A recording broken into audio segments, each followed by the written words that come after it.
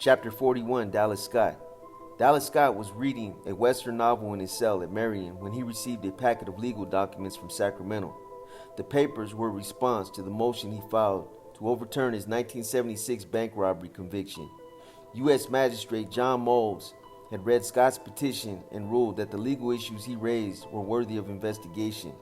Moles had ordered the U.S. Attorney's Office and Scott to prepare for a special hearing in Sacramento, at which both sides would present their arguments.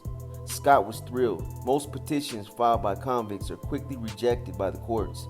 Moles' decision showed that the issues Scott raised were important enough to make the possibility of overturning this conviction real. But there was one bit of information in the packet that Scott didn't like.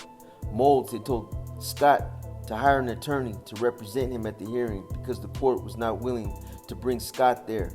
Scott had planned on representing himself.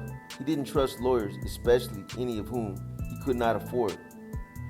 A few days later, a guard stopped outside his cell with another packet.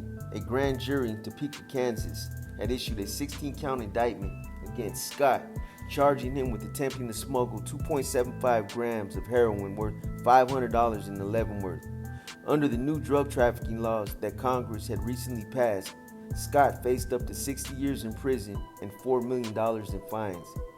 "Get your stuff packed," the guard told him, going back to Leavenworth for trial. Scott quickly scribbled a note to his daughter, Star, telling her that he was being transferred. He had not seen Star, who was in her early 20s, for 5 years, but they corresponded regularly. And in his last letter, Scott had been optimistic about his chances of eventually being released. "I sure hated to tell her that the old man was back in the jackpot again," he recalled later. "I reckon she knows by now that if there are any sinking ships anywhere around, I will find one and jump aboard." By the time Scott finished the letter, a group of guards had assembled outside his cell to escort him to a waiting van. His pals, John Greshner and Ronnie Brusino, wished him luck as he walked past their cells. He was going to need it.